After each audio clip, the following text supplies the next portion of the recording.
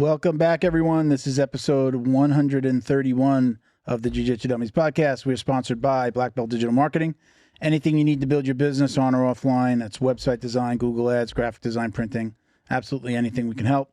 Check us out at Black Belt Digital Marketing on Instagram or our website, bbdigitalmarketing.com. You can request a free review of your online presence today. My name is Milton Campus. I'm a brown belt training out of South Florida. We got Bo and Christian behind the camera. Say hello, guys. Hello. Don't forget to like, comment, download, share, click that subscribe button. We'd really appreciate all the support. We just hit 10,000 followers on IG, so we're super happy. Woo-woo. Yes. All right. Joining us today is owner of John Wai Martial Arts in Plantation, Florida. We got John Wai, and we got coaches Maurice and David. Hang on, guys. We're gonna do a couple of quick shout outs, and then we'll chat. So thank you to our friends over at Flow and Roll. Hands down the best custom gi and no-gi gear in the business. Don't believe us? Visit them on Instagram at flow_and_roll. Check out all the custom designs they do for academies across the country. You can find our podcast tee there. We've got a no-gi kit. We've got a second no-gi kit coming. You can check them out at flowandroll.com. You get 20% off your online order with code JJD. And they also have a really cool pre-order program. So like a small gym that's just getting started, couple of bucks, a few $100s out of pocket. They'll design all your stuff, but then actually like take the orders and ship them to your students. So like a little guy that doesn't have a lot, can't lay out $5-10 grand for everything he needs, his gis, his no gi gear. They'll do a pre-order. He'll take the money, put it towards the order, give you the profits, ship directly to your students. So it's a really cool program. We've also got Leo Optics. I should probably have my sunglasses. Sorry, Leo Optics. My glasses. There we go. Yeah. Don't need the Tic Tacs. Aha. Sorry, guys. Here we go. Different pair today. I forgot the name of this one.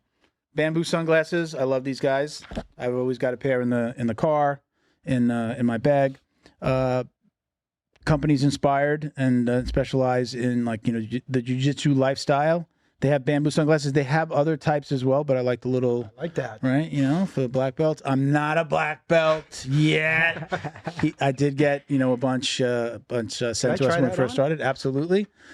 They'll actually do your rank. They'll put your belt rank on that little stripe if you want. There you go. Yeah. So check them out at leooptics.com and use code JJD for 10% off. They're really cool, and the guys over there have been great to us. Thank you very much to Bioprotein Technology. This is, I'm going to say it in the more general way, right? This stuff is going to help you with anti-aging, metabolism, libido, your immune system, skin, cognition, and then you've got the Core to Sleep that you take at night that's going to help you with sleep and stress. So all of this, no needles, it's a little vial. You put it under your tongue, hold it for 90 seconds, swallow, go about your day. You know, guys. I think I need that. Hold it in your mouth for 90 seconds. I need the whole box. No side effects. It's been great. I take this. I actually started out taking like a testosterone booster, just like an over-the-counter thing. I was taking Astroflave. I was a little worried. I was like, oh, but I'm taking something already. He's like, no. This is more like this is a bioidentical alternative to human growth hormone. So like, it's getting your body to produce this stuff rather than like, shooting something, right? So he's just like, no. Take your testosterone booster. You feel different? Straight up. I was taking the Astroflave and I started to see a little difference, right? Definitely like the libido picked up. I was like, okay, this is good. I like this. And about 2 weeks into this, I swear to God, I said this on the show, so I'm not even joking. I was like a walking boner. I was just like waking up in the morning. I was just like, these guys are getting excited. Yeah, I felt like I was in my teens again, man. It was just like, holy shit. And then I've legitimately been just like, there's a little part of me that's always like, is it just my mind that's like saying, oh, you're taking this up? But I would go to the gym and I was working out harder. I was doing I've just always been doing the same weight. So I started like doing heavier weights and I'm just like, oh man. So I don't care what it is. I'm going to be taking this stuff because I just feel better. And again, the libido was the big thing for me. I just turned 50. So I'm like, Jeez, yeah, things change, 50, Thank you, brother. I appreciate it. I just no gray. No, I got rid of I usually have a little gray. So it usually ages me a little bit, but I love this stuff. Check them out at bioproteintech.com. You get $30 off with code JJD, and you can buy the kits. So you're getting the $30 off on kits totaling $300 or more. So usually you want to get these two together. Again, I take it every day. I'm religious about it, and it just makes me feel great. What's the supply on that? Because now I'm interested. It's a 30-day supply. Yeah, actually, I don't have the vials in here. I use these, so it actually comes like that. Right, it's a 30-day. Right, you would have a little vial. Take it out. You can actually, I still have it set, but I'm just so religious about it that I don't have to worry about it. But you can go online, and then it sends you a reminder every morning and every night to take your vial. Right. But I'm just like, I just keep now. I honestly, because I would like even with the text, I would miss every once in a while. So I just leave them out on the kitchen counter now, and it's just like right there. They're one thing they can take on special nights. Right? Yeah, like on Saturday nights. I don't. I thought you were gonna say like before a fight or something. No. It's not like that. You're not taking it. And you're like, I think like the consistency of it is just a good thing. But yeah, definitely the combination of the two. In my world, I don't know about you guys, but like pretty much anybody over 40 at my academy, I would say the majority of people are doing TRT now. Yeah. So I mean, it's just the thing. And I'm scared to do that. I put stuff in my body in my 30s, and I wound up having a heart attack in my 40s, and I definitely think that was a contributing factor. So I've told this story, had the heart attack, go to the hospital, like I wasn't on the ground, right? It was just like pain and like what's going on, and your arms hurt. It's not just one side, both of my arms hurt. That's like a misconception. And when I went in, they bring you right in to get they're putting you on the table to see if they've got to put in stents and open up your arteries. And the only question that the doctor asked me was, she looked down at me and said, "Have you done steroids?" And I said, "Yes." That was it. That was the only question she asked me. No other questions. And then they don't put you completely under. They kind of make you really super groggy. So you can actually see she's going in. They go in through the leg, the artery in the leg, and then they go into the heart. And you could see it on the screen, so you can see the thing going in, and she's guiding. So you're like coming in and out, and you look like this snake is like going around your heart. It's really strange, but yeah, it was. I felt like that was an incredibly a big contributing factor to me having the heart attack, especially when she said that. And yeah, I've just been super scared to put I was even scared to do this stuff, and then I've done it, and I was just like, this is all kind of. This doesn't scare me, like injecting myself with something. Yeah. And again, this stuff, and even the Astroflave that I take, they're making your body create this stuff. Like this is not human growth hormone, right? This is helping your body create human growth hormone, and the Astroflave is helping your body create testosterone. So I'm okay with that, versus like injecting myself with it. Not. I don't know if anybody's doing it. You're looking big, So no, I'm all natural, but stuff like that, like it interests me because technology's there nowadays, and they get better and better, and definitely, I'm tired. I'm in my 50s, and you know this, right? You walk on the mat, you get warmed up, and I feel 21, and then as soon as I walk off, like magically, I go back to 58. Yeah, like, what did I do? Right. So I have been reading a lot and talking to other BJJ practitioners, what they take. Yeah. And I like what I hear. Yeah, I mean, again, I honestly would not, I'm like so against putting anything into my body, forget about shooting it. So for me to do this was like a big step. I did talk to my doctor about doing the testosterone replacement. She said, you can do it. And I got the okay. And like, I went to a place to get the actual TRT injections. Right. And I was just like, I don't feel comfortable. I just don't. My big thing is never about starting something. It's about it ending. What happens when I stop taking this? Like, and nobody really talks to you about that part. Right. And there was also like a line that you had to sign off on that basically said, like, we don't know the effects. Like, we would only know the effects of this after 15 years, and this is so new, right? So it was like signing off, like, you're going to, you're great now, but we have no clue what it's going to do to you down the road. And that's exactly what happened to me before. I put stuff in my body, and 10 years later, now I'm having like, feeling shitty, and then having a heart attack and so on. So for me, again, it was just like, it was a big step to take anything, but morning wood's nice. Hey. When you're, again, when you're 50 and you're like, shit, what's changed, and I feel like it reset the clock a little bit. So perfect. But okay, enough about bioprotein. Well, we're already talking, so welcome, guys. So why don't you introduce yourself? Tell give like name, rank, serial number. We'll just go down everybody real quick. What's up, guys? My name is David Camacho. I'm one of the instructors at John Wai Martial Arts, also one of the competitors as well. So you're blue belt in jiu-jitsu? Yes, yeah, I'm a blue belt in but jiu-jitsu. Probably a little higher level, right? Because you're doing a lot of like jiu-jitsu for MMA, grappling for MMA as well, right? If you talk to my you're not the normal blue belt, right? I mean, if you talk to my coach, Eric Moreau, he still thinks I'm a white belt. But yeah, I'd like to say I'm a higher level blue belt. Okay. And then you've recently gone pro as well, right? Yeah. We'll talk a little bit more. We'll talk a little bit more about that. Same thing. Maurice, go ahead and introduce yourself. Yes, my name is Maurice. I'm one of the instructors as well. Just turned pro recently. I'm a brown belt in jiu-jitsu. And also I'm a black belt in kung fu as well. Oh, really? Yeah. Okay. Yeah, I actually saw a picture when I was kind of looking at your stuff. Yeah. You were like a picture of the two of you, and you were like a little guy, a little young buck. So I've been with him since I was 8. Really? Yeah. How old are you now? I'm 26. Oh, wow. Jesus. That makes me old. That should make you feel good, man. I need that stuff over there. Yeah, take this box. So.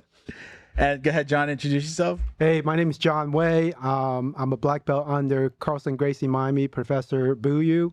I've been training in Brazilian Jiu-Jitsu for many years. My background's Kung Fu and Wing Chun, and I've done striking, and I just love martial arts. Okay. We have Buyu on, too. Before he moved, is he still out? Did he move to Colorado? He moved to Colorado. He opened up a Ghost Squad, Castle Rock in Colorado. Okay. And they're doing awesome. Yeah. He's actually been in town for the last 2 weeks. He was at the IBJJ over the weekend with the team. He has a belt ceremony this weekend, so he's got a lot going on. Very busy, and he's a great instructor and just a good influencer for everyone. You just got your jiu-jitsu black belt last year? Was it this year, 2022, 2023? That was a couple years ago. Oh, was it a couple years ago? Was it? Oh, sorry. But who's counting? No. How long? It's been 2 years? Yeah, it's about 2 years. I think so. Time flies. Right. I thought it was last year. That felt very recent. Yeah. So welcome, everybody. Thank you for coming out. We've had John on a few times, and wanted to... I'm kind of doing this thing now that we're a little bit more local, trying to bring on not only maybe previous guests, but coaches in their, and their team and their guys and stuff. So thank you for doing this. I appreciate you guys coming on. Thank you for having us. I watch your stuff a lot, and I see you guys are like super, super active in like the community. I saw you guys like did an event the other day. Talk to me a little bit about what you guys do out there in Plantation, because it's not just jiu-jitsu, right? Well, let's start with the academy. Tell everybody the different things that you're teaching at your academy, the different disciplines. Well, one thing, we regard our academy as a community-based business. And I think it's so important to get out in our local community. We've been in Plantation for 26 years, and time really flies. And I'm so fortunate to have guys like Maurice, David, and my team that works with all the people that come in here. And in our academy, we have multiple disciplines, and we teach Muay Thai, Kung Fu, Brazilian Jiu-Jitsu, MMA, and kickboxing. Okay. And what happens is that we have a whole team of instructors, but we all cross-train. And that's, I think, the beauty of it, is that not one of us are specialized in striking, or one of us just a BJJ. We all cross-train striking, wrestling, and also jiu-jitsu. Okay. So, and it's great. We do a lot of events in our local community. We try to get out there and just really talk to people. And if we just want people to think that, hey, listen, if I'm thinking about trying martial arts and you're in Plantation, that we're the #1 in that community. Yeah. Again, you've been with John for a really long time. So you are Kung Fu? Kung Fu, yeah. And then... I'm not sure. How does Kung Fu work with, like, I know that there's usually, I don't want to misquote it, like, what is it, like, kind of like a sash? What would you call that? Yeah, so Kung Fu has sash similar to the belt. Okay. And there's hundreds of different styles of Kung Fu, and they pretty much have their own type of ranking. Okay. And that's one thing I like about BJJ, is pretty standardized. So, when somebody walks in and they're a blue belt or purple belt, as soon as you roll with them or even just train with them, you can kind of understand. You know where they're at. Where the Kung Fu, it's every instructor, every style, or every Kung Fu family has their own structure. Okay. So, all right. But, what Maurice is not telling you is, in addition to training with me, his dad's also a Sifu. So that's where him and his brother Daniel started training first. Okay. And his dad's, excellent martial artist and trains from a very good lineage. Yeah. So something he didn't tell you yet. Yeah, so I started with him when I was 4, like as soon as because my dad used to live in New York. Okay. So where? Brooklyn. Okay. All right. Yeah. So he would go to Chinatown to do like some classes, and I was a kid, so he was like, either you stay at home or you come with me, and I was like, oh, I'll come with you. And every single day the Sifu there, he used to have a staff. He let me play around with it when I was a kid. So I told my dad like, oh, can I start? And then finally, when I got old enough, he was like, yeah, we'll go ahead and start. And I trained with him from I trained him from pretty much my whole life. I still train with him like every once in a while. Does he have his own academy as well? He used to. Now he kind of just does like private lessons. Okay. He's a little bit more. Now he's a little bit older. He kind of does a little more Tai Chi than anything else. Okay. But yeah, when I turned around 8, I was seeing him like pretty much like every other weekend. And actually, I bumped into these guys at Art in the Park. So Art in the Park's the community event that we do every year. And me and my dad were going up, and we thought we were so cool. It was me, my brother, my dad, and like 2 other students. And then Sifu came up with like a group of 30. And we're like, oh crap! Like, who are these guys? So that was the first time we actually saw them. Was Art in the Park, like almost like 2007. Yeah. And there was a girl in my school named Laura. She actually went to the school, and she told me, she was like, hey, if you're looking for another school, why don't you check these guys out? And the first class we did, we played dodgeball. And I was like, this place is awesome. I'm gonna stick with this place. That's how we rope it in, dodgeball. Yeah, we did a warm-up and we played dodgeball. And my dad was like, this place sucks. But, now I stayed and I loved it ever since, Yeah. And David, what about you? How long have you been with John? So I think 5 years going to 6 now, and the one thing is unlike Daniel Mo or another one of our guys, Matthew, who's been with him since they were like 8 years old. I'm one of the newer guys. And John actually found me working at a Mexican restaurant that he'd go to, and he'd go eat there every once in a while. And I saw he was wearing MMA shorts one day, so I asked him, I'm like, oh, do you train? Like, where do you train? And just asking him some questions. And he told me, yeah, I actually own a school, and if you ever want to check it out, we're doing like a little trial. Come take some classes. And ever since then, yeah, exactly. He reeled me in, So it's a really awesome story, and it's something that I always love telling, You mentioned, do you have a brother that trains as well? Yeah, our brother trains as well. Yeah. Older, younger? Younger brother. Younger brother? Yeah. How old is he? He is 24. So he's 25. He's younger than I am. All right. And he trains as well? Yeah. Is he fighting also? Yeah, he actually fights next weekend in Fort Pierce. Okay. For Combat Night, yeah. First, I got to say, you got to let me know. I know there's so much social media and I should know, and I follow these pages. You got to let me know when you guys are fighting locally. I'd love to come. For sure. I think, when did we see each other? You had fighters, the one that we took some pictures? Roberta was there. Oh yeah, my wife. The World Combat XFN at the Coral Springs Community. What is that? Community Center or Art Center, whatever. The Performing Arts Center. Mm-hmm. So yeah, just definitely got to tell me. But your brother fights as well. Is he pro? Yeah, he's pro as well. So he'll be fighting next weekend. So still last part of camp, making sure he doesn't get hurt and stuff like that. Okay, all right. We try to bring him on, but he's cutting weight. Okay. He's in his last week of training. Moody? Yeah. I didn't say that, but yeah, kind he's of always moody. I'll say I'm definitely the nicer of us, too. For sure. But yeah, he's fighting in next weekend for a Combat Night. We're going up to Fort Pierce, so we're pretty excited about that. Okay. Yeah. I'm local. Tell me about the local. Like real local. So Fort Pierce is where? How far? Hour and a half. Hour and a half out west. Well, you live in Coral Springs, so that was like date night for you that night. Yeah, right? That was like we could have walked there. It was right up the road. So what made you guys? I'll start with Maurice. What made you even think about stepping in the ring, and what was your thinking when you first started taking your amateur fights? So for me, growing up, I kind of always knew I wanted to do something in martial arts. I didn't know what it was. At first, I wanted to be like a martial arts like action star, like Jackie Chan or something like that. But I can't. Look at these youngins. They said Jackie Chan's like we would say like Bruce Lee, right? All the generation. They don't even know who Bruce Lee is. Yeah, they do. I was like, I have every single Bruce Lee, even on DVD and like on like tape and stuff like that. So I'm a huge Bruce Lee fan. But I wanted to be a martial arts action star. Realized I couldn't act, so I was like, I gotta find something else.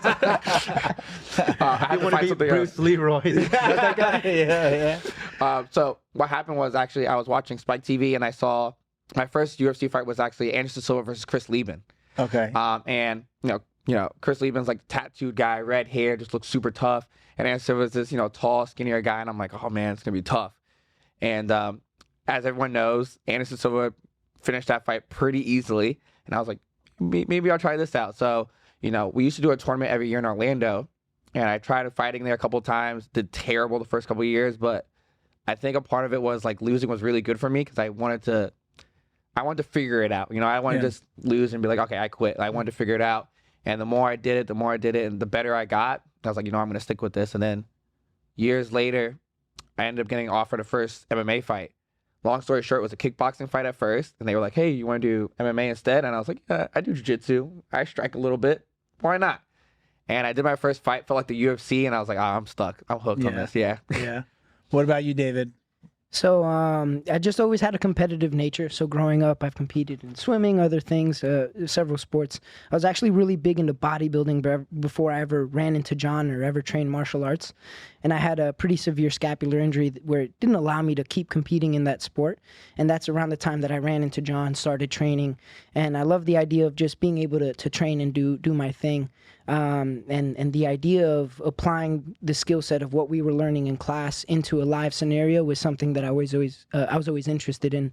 And I was really motivated by seeing Mo and Daniel, because again, I've always known since I got there that they've been training under John since they were a certain age. They've been training with their dad. So I always looked up to the idea of being able to kind of be like them in that sense. You know, and so the idea was just to try something new and keep that competitive nature going. Is this the full-time job for you guys, like MMA, martial arts, MMA coaching, and then training as well? Full-time. There's no like I deliver pizza, I drive an Uber at night, none of that. You just this is the focus. That's the beautiful thing about it, man. You know, you run into so many guys that they have that full-time job, you know, working as a mechanic, doing something else, but we have the privilege of being able to learn what we teach and just vice versa, you know. What's the goal?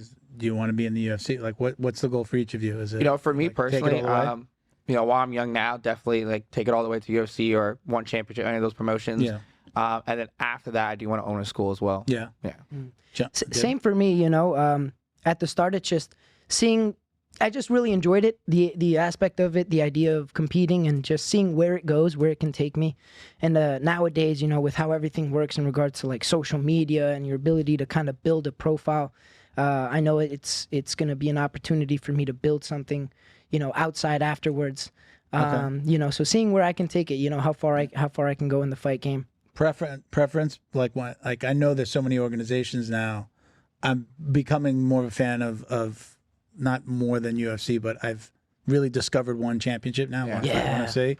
One's awesome. Loving the grappling stuff that they're doing. Like I was for years, I was just like, you know, we're never going to build this huge audience with jiu-jitsu because it's not a sport where, you know, just the casual viewer that likes martial arts or likes the UFC, right? You can have a casual, never stepped in the ring, never trained anything UFC person, right? That loves the UFC, but never trained anything. Versus you don't have that same audience with jiu-jitsu, right? Yeah, you have to be in the sport to like it. Yeah, like you don't go to these local tournaments. It's just like it's full of people that have never trained. Like you have to understand it, know it, and that probably means that you've trained it. So I've been falling in love with this whole the ONE FC concept and just the different, you know, grappling match, you know, then Muay Thai and kickboxing, and this one's with the gloves. This is with the MMA gloves. Like, what's going on here? Like, I'm loving it. If you had a preference, if you could choose, if they were all in front of you right now, let's say, you know, Bellator, PFL, be careful. I mean, what is do you have a preference on kind of like the way the organizations are run? So if you ask me, my answer always going to change, but if you ask me right now, I actually like one a lot. Yeah. And I like it for a couple of reasons. Purely for the reason that I think like UFC kind of is turning a little bit WWE-ish, considering they also just had a big merger too. Yeah. We will have guys like, for example, Cheeto Vera's fighting Sean O'Malley, right? He lost to a contender higher than him, and that guy's not getting a title shot. So it's like, sometimes you just get like popularity stuff. Whereas one championship, I do feel like they're a little bit more of a sport, meaning that if you're number one, you're going to fight for the title. If you're number two, like they do it a little bit better with that. And I also kind of like just the whole vibe there, how they're very like martial arts culture and stuff like that. And who wouldn't want to travel to Asia to fight? You know, it'd be awesome. I'm not sure about this exact fact, but I believe like the way that they talk about it is all of their, like, they don't like have like, oh, this guy might, like, guys on the come up. Like, these are all like, I don't want to say world champions, but champions in like maybe their countries. Like, they're very high level on wherever they train. Yeah. So it's not like Dana White Contender Series or the Ultimate Fighter House, and then like you get a shot and then you're coming up and fighting. Right? It's like they say it's like these are all champions in their disciplines. Yeah. They were champions in other places, even if it was like a lower level organization. Am I wrong? Do you guys know? Yeah, right? They do that a lot, especially with the Muay Thai, because you gotta imagine a lot of these guys have like crazy high accolades in like Thailand, all internationally, and then they get to one, they're super established. They already have like 100 some odd fights. Yeah. And so they're already super established before they even get into one championship. Yeah, same deal. I like what Mo said. I like the idea of how they really put an emphasis into the humility aspect of it, of respecting each other as martial artists. I feel the same way about the UFC and how they're doing things. It's very, just kind of, there's like this showmanship where there's a lack of respect or the lack of, acknowledgement in a fighter to get an opportunity for a title fight, like someone like Bilal Muhammad, who has been deserving of a title shot for such a long time. And on top of that, I like how they do the hydration tests at one. So guys in the UFC, man, some of these guys are cutting 18, 20 pounds 2 days prior, which is insane. And I don't want to put myself in a situation where I have to, put my body under that type of stress. So I like the idea of having like this hydration protocol to know that you're fighting at a more natural weight. Yeah. And also, these competitors out in Asia, they tend to be smaller individuals. So you could say that the competition over there for the smaller weight classes, like myself, like the 125ers, the 35ers, the competition could be a little bit higher in comparison to what you get at the UFC. So, yeah, I mean, that's a big reason why they like. I don't want to say they traded him, but it felt like, I think, almost like a trade when Demetrius Johnson went over to the ONE FC. Like they kind of let him out of his contract, whatever that was. But I think we might have taken in a fighter or two. We took Ben Askren. Okay, right. Worst trade ever. So there was so it was kind of like he was great there. I was actually having a conversation about like pound for pound. I think Demetrius Johnson's my pound for pound ever. Same. I think he's just got it everywhere, right? He understands everything. And that flying arm bar he did, and like, what was it? Like, crazy. Like, what's going? Who the hell is this? Back when he was in the UFC. So I think he's my pound for pound. Do you have like a pound for pound favorite, or do you have just a favorite fighter that you? So for me, it goes Demetrius Johnson. I'm gonna have to go GSP though. Yeah, he's up there as well. Yeah, I mean GSP, the only guys who really beat him, he beat them probably 10 times worse. Yeah. He went up a weight class and still won after being off for a long time. So I think GSP for me is my pound for pound. What about you? For me, once you get into the game, like you start to analyze how technical of how these guys are. So, now being a little bit more of an experienced martial artist, I would say it would be Mighty Mouse. Yeah. But when I first, before I ever got into fighting, like when I was a little kid, I remember watching Anderson Silva knock out Forrest Griffin. And that little, we've seen the knockout where he kind of takes that step back and just touches him with a jab and drops him. Yeah. And to me, that seemed like a kung fu movie. Like I've never thought I'd be able to witness something like that. So there's something about the expression of a fighter's character in the ring, and that for me, it has to be Anderson Silva since day one, Yeah. I don't know if you guys remember, but there was a MTV show that was like day in the life of like different athletes. Well, unfortunately, on MTV, really? Yeah. I remember Bully Beatdown is the only one. Bully Beatdown was an awesome show. Bobby Green was on that show. Oh, was he really? He was, on which one? On Bully Beatdown? On Bully Beatdown, yeah. But there was another one. There was another one that was like the day in the life of like an athlete, and they chose Forrest Griffin leading up to the Anderson Silva fight. Really? Okay. And it was the weirdest episode ever because they lead up to it and they show the shot of the fight and the locker room after, and that was tough. Yeah. Because he barely landed a punch. It wasn't close. It wasn't competitive.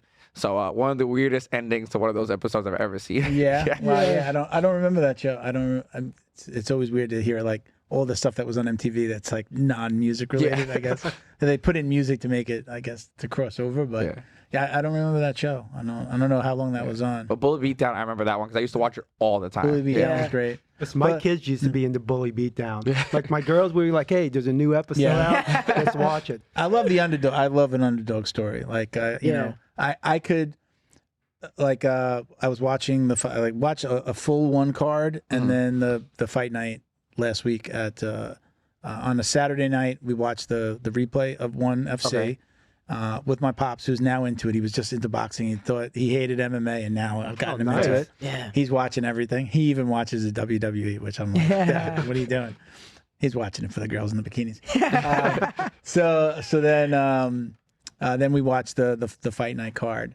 And I do, you see the difference between like the call outs. Like I don't like that somebody just gets a fight because they've called somebody out. Yeah. Or like I would say like I think Sean Strickland has a belt now, but do you know how he got famous?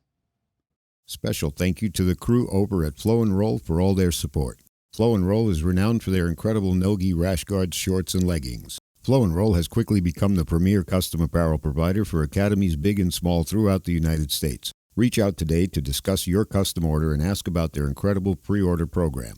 You can send an email to flowandroll@gmail.com or visit their Instagram at flow_n_roll and shoot them a direct message. And yes, they can create an awesome custom gi for your academy as well.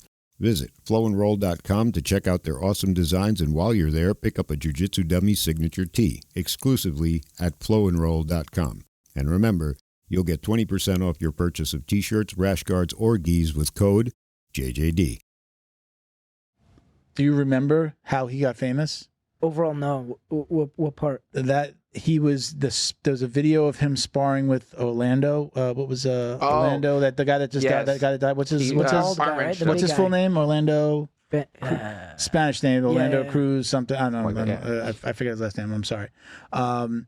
They were sparring. They were not. They were just grappling, and he caught Strickland's. He did one of these, and he caught his wrist.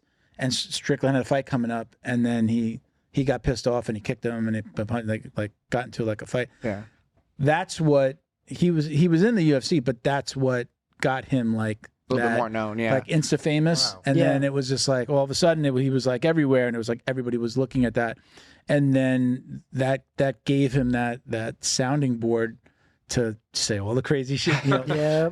I'm not the biggest fan of like the guys that just talk, but I definitely I don't have a lot of fighters that I don't like. So usually like when I'm watching something, I could go back and forth. Like the guy that's the underdog at any given minute, I'm like, oh, come on. Like, right. I want to see a good fight. I don't have like favorite fighters, right? Yeah. I do have fighters usually that I don't like. Like I'm not a Conor McGregor fan. Like I'm always rooting against him and I always fucking lose. Yeah. And Strickland's like one of those. I'm just like, oh, somebody just shut this guy up there. I have no clue how he won this belt. I don't know how this happened. Again, I'm not a big fan, but I feel like, he got okay, he's got the title, but he got to where he got because he had a big mouth.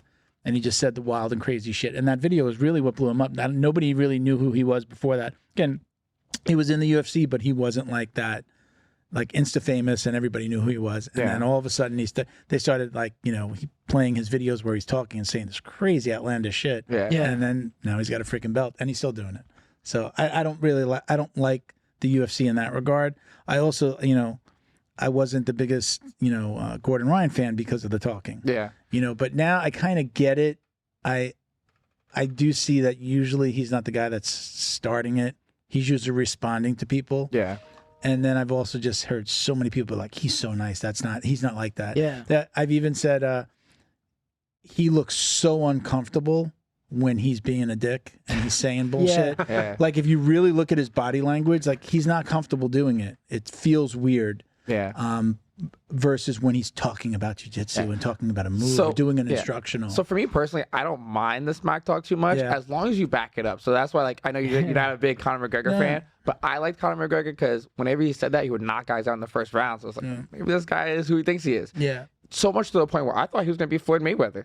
Because, to that point, everything he said, he did. So I was like, you know what? Maybe he will be Floyd. I think he believes himself. Like he has a genuine belief that he can do it. But it rubs off on people. It makes you believe in him too. You know what I mean? Yeah, it's freaking crazy. But you start to think either this guy is completely crazy or he's right. Yeah, he's onto something. Yeah, he's really he's onto it. How do you feel about the talk? I mean, I know especially just martial arts were just taught to be so. What's the right word? Humble. Humble and even keeled and martial arts teaches you how to be calm in any situation. We were talking about it last episode. It's that quiet confidence. You can walk into every room. I think it usually makes a loud mouth calm down. Okay. Number one, I learned that I don't know what this guy could be a black belt. That guy could be a black belt. That guy can box. You just don't know, but you don't realize that till you start training with a bunch of people who start kicking your ass, and you're like, isn't that guy a fucking accountant? Right? Holy shit, right? So I think it starts to mellow you. So how do you feel as a Sifu, as an instructor, as a black belt? If you had a student like that was just talking shit and talking smack. I mean, you've got professional fighters. If they were doing that, how would you feel? Would you deter that? Would you just say, hey, that do you? Like, how do you feel about that? We get encountered this a lot. You know, sometimes when we're fighting an opponent, you know, we'll see their footage and they're talking smack at weigh-ins.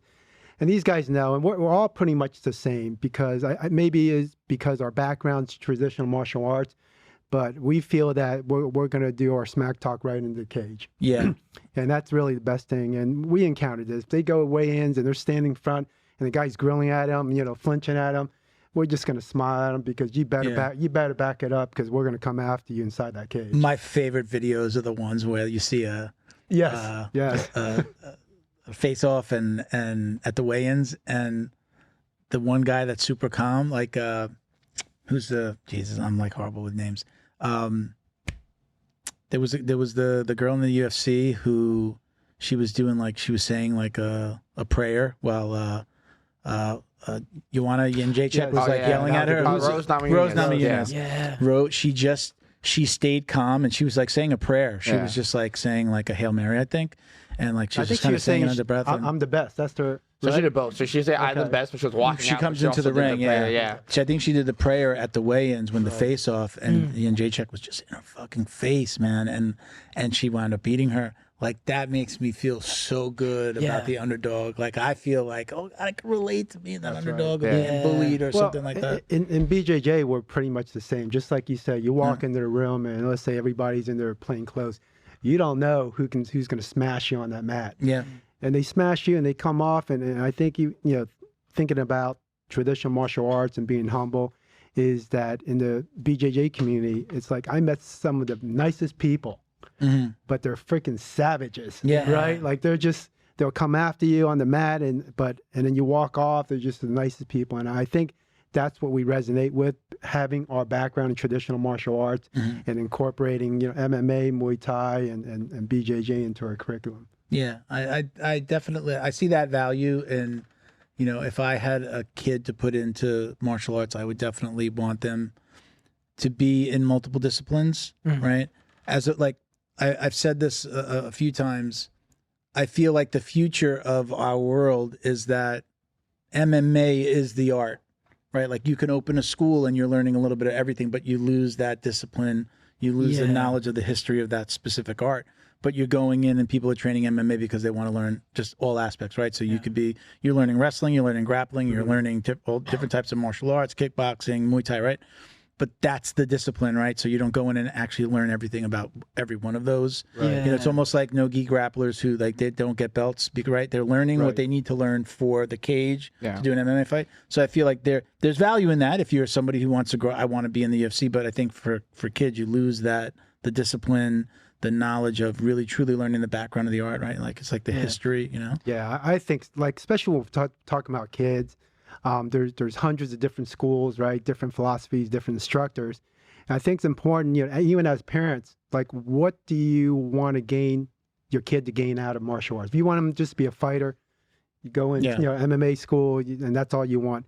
But when you're going into like BJJ gyms and some traditional martial arts that cross train like we do, you're gonna learn that discipline, how to be humble, and just how to, you know, just give 100% in everything you do, and then become a badass too. So he meant we're talking about parents. How does your family, if your parents are still with us, like how do they feel about you fighting? Like, they think you're crazy, or is it like 100% support? So I thought he started to laugh. Did you start to laugh? I'm laughing because I know he's going to bring up his mom. His mom. Okay, go ahead. She's a little different, man. So I was raised in a single parent household.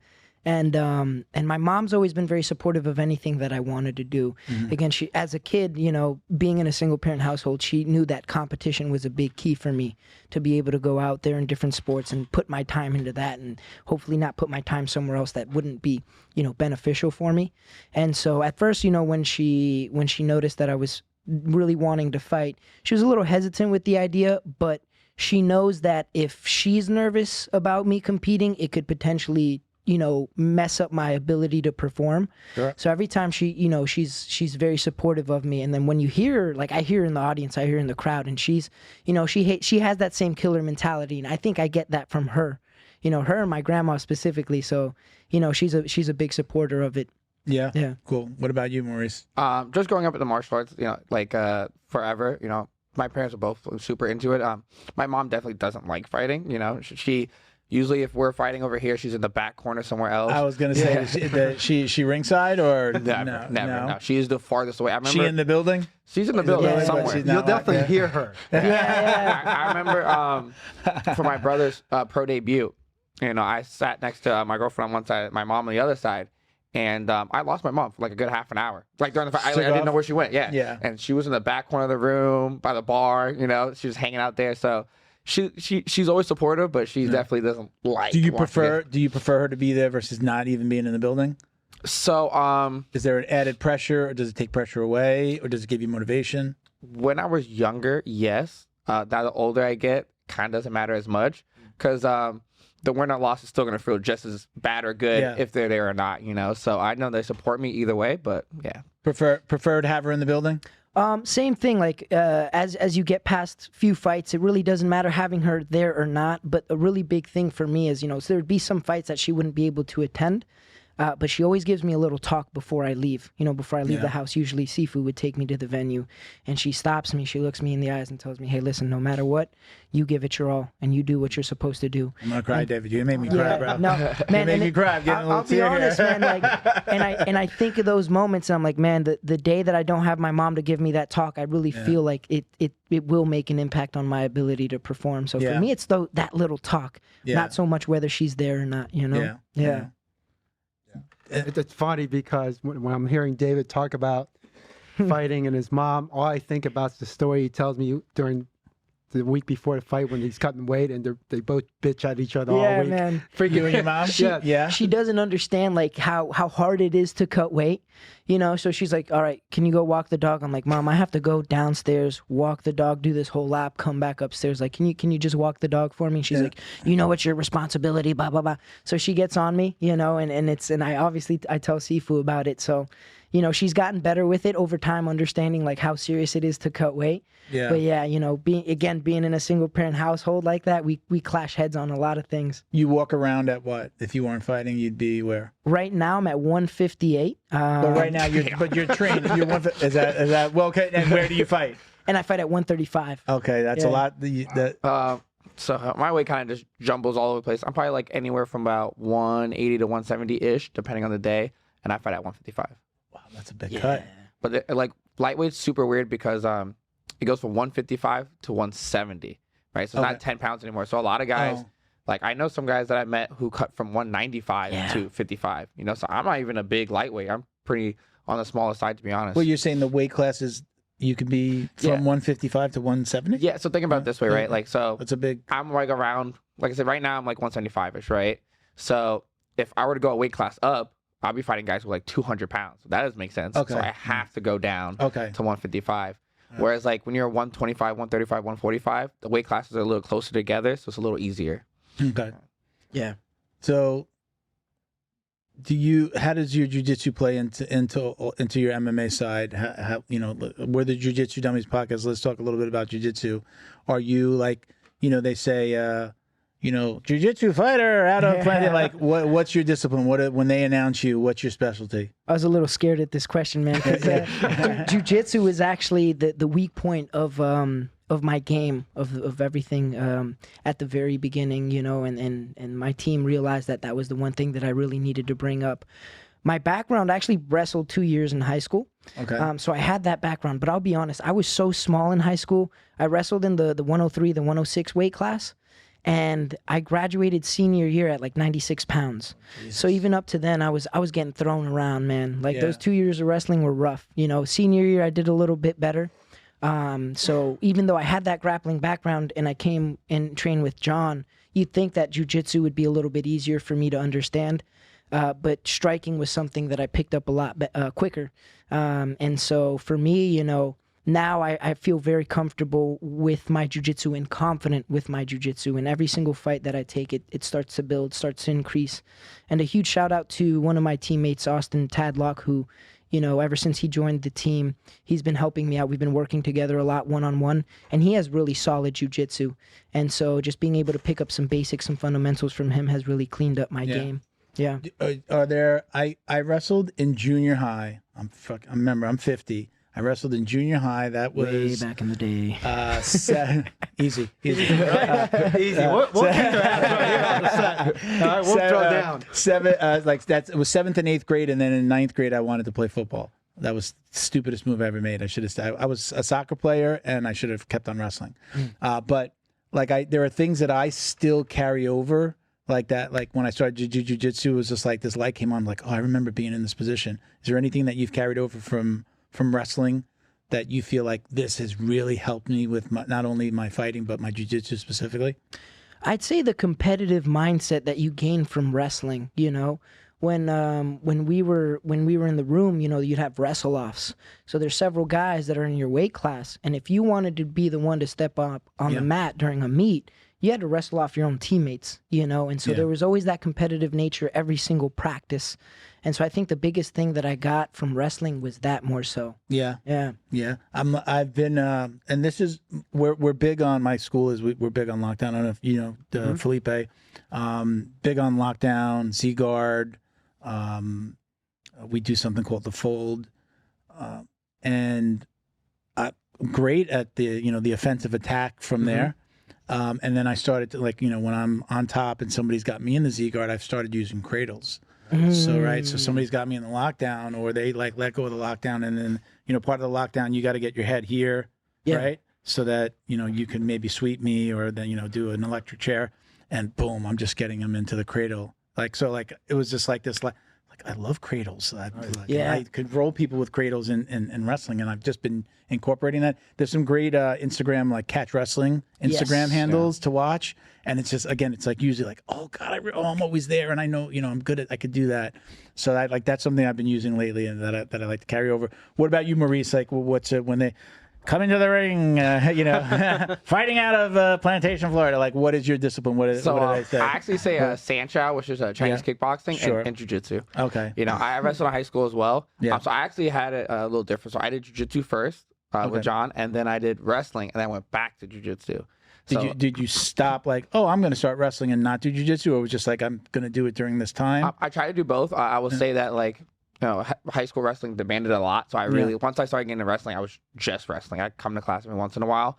And then once I stopped wrestling, I went back to jiu-jitsu full time. And I would definitely say, one thing that I'm learning more now than I used to is that they kind of play really well into each other. So our wrestling coach, Joe Watson, he's a wrestler.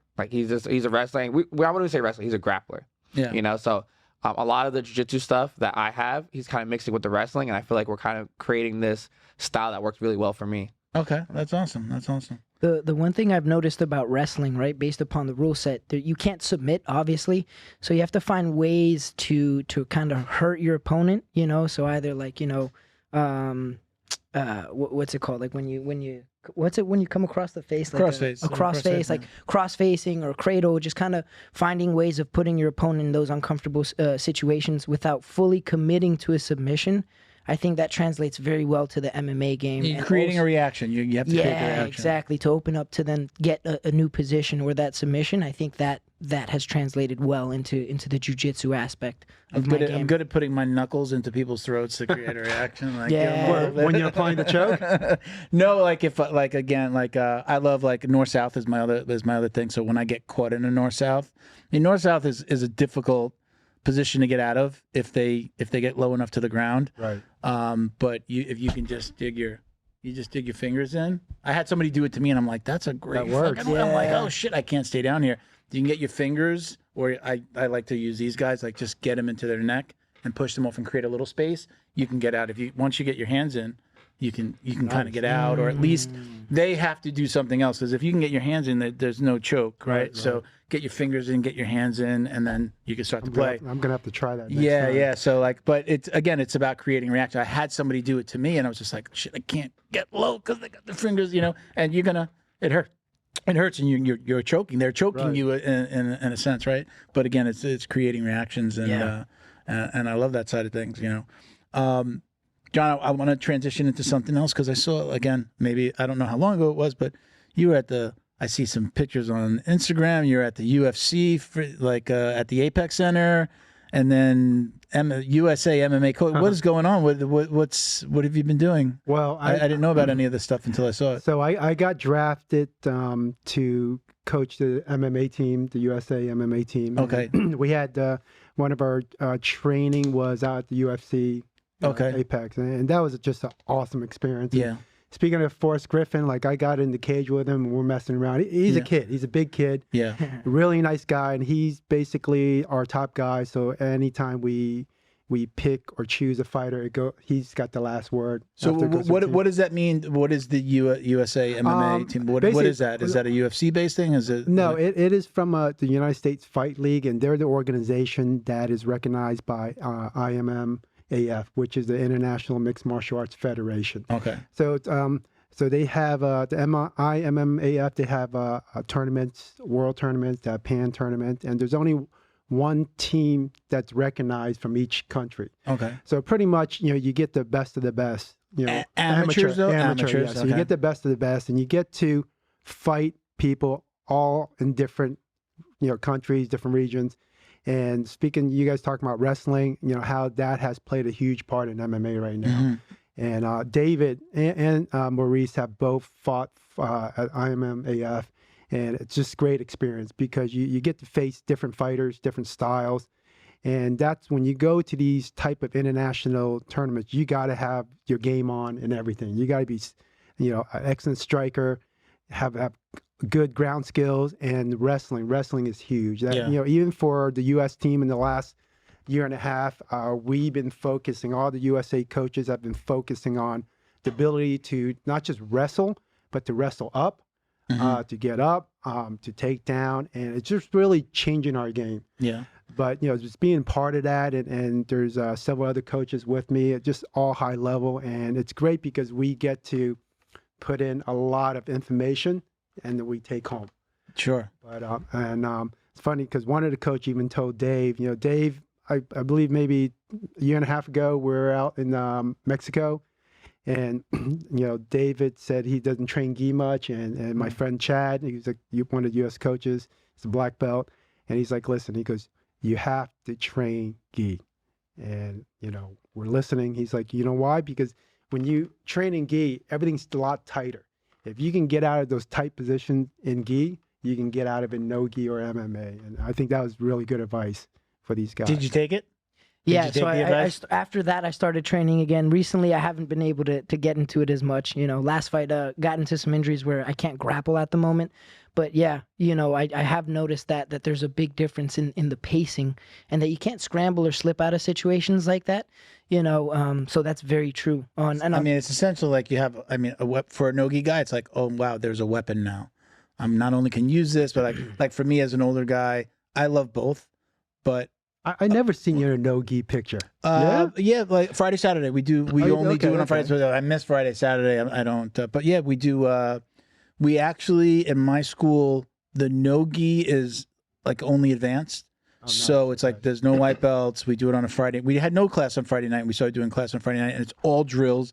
And we usually drill something more advanced. Right. Saturday morning's the same. So if I like Saturday open mat is no gi. I'm usually like I'm like tagged in a picture. I'm in pictures. I don't take. I don't take a lot of pictures in because I'm like I don't want to be the guy in the mat like taking pictures. Right. But I'll usually like when my own training, it's usually somebody else has tagged me in something, or they're wearing flow and roll stuff. Come on, let's take a picture so I can send it to flow and roll or post it. Right. But I love both, and I love the no-gi. But for me, like post heart attack, when I was trying to get my cardio back, it was a great way for me to slow things down. And as a bigger guy in my gym, I was probably one of the bigger for a long time. Now there's like way bigger guys than me, but it was a way for me to catch my breath. I can hold this guy here for a second, and it was a way for me to kind of really get back into my training. And then I just I started to look at jiu-jitsu. That made me look at it different because I was always a more fast pace. I wasn't like settling into positions, grinding, like cooking guys. Okay, you're gonna stay right here for a minute, And that helped me get into that. And my coach does teach that a lot. Like, no, you stay here for a second. Make them feel it. Make them, have some regrets about taking up jiu-jitsu, Yeah. And so I got a little bit like I think both of them have their like pros and cons. Like usually how I tell people, because like we get a lot of people who come in and like I just want to do MMA, and I'm like, okay, well like you need to do some striking first, you need some jiu-jitsu. I think with the no-gi, it's easier to get out of stuff because you can be sweaty, you can slip out of things, but it's gonna be a lot harder to slow things down to control people because they can slip out of stuff. So it's important to do no-gi. It's important to do gi because it's a lot easier to control people, so it's a lot harder to get out of stuff.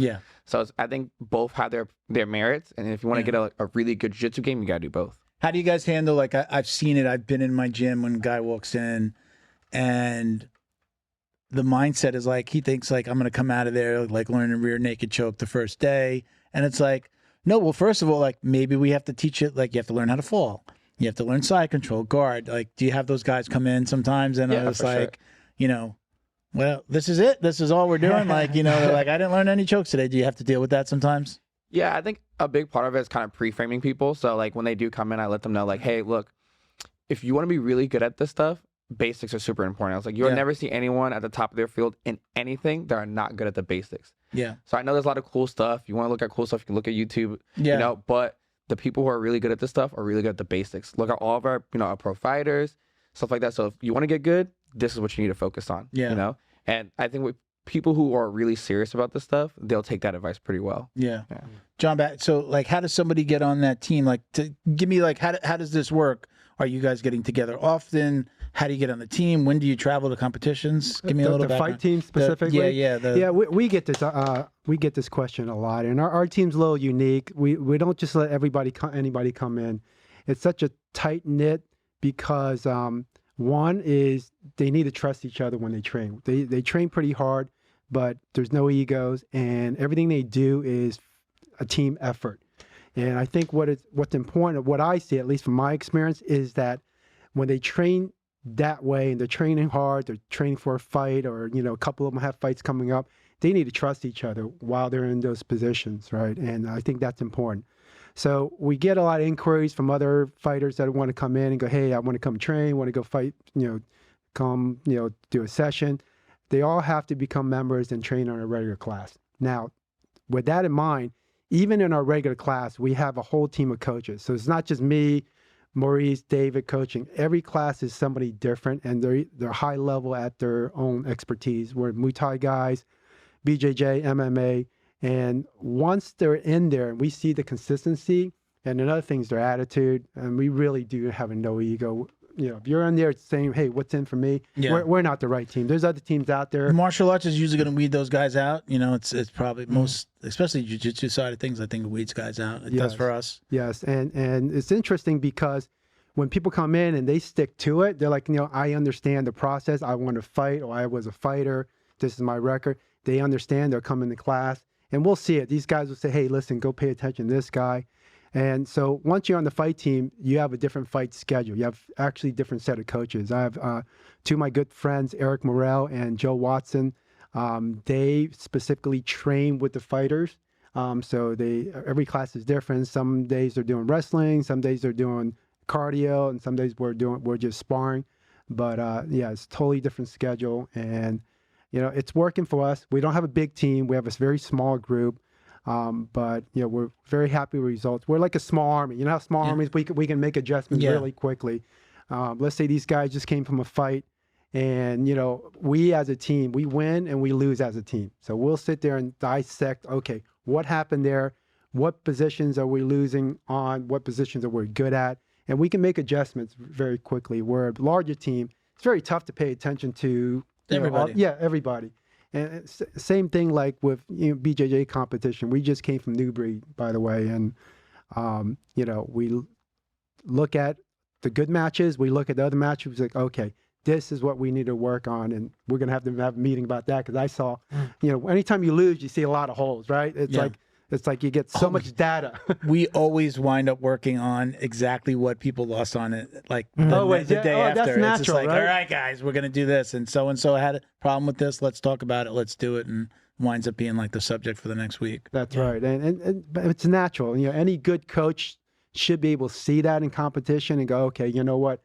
Even though we all know how to get outside control, we got to work that a little better and give a little more options. Yeah. So did you... like as a marketing guy, when I'm talking to a business owner, sometimes I tell them, like, they're trying to figure everything out, and it's good to have a business plan, but sometimes it's like, you've got to let the business steer a little bit. The business is going to kind of tell you what it needs. Did you expect that this is where you're going to be when you first started doing, like, you started your Kung Fu studio really was first, right?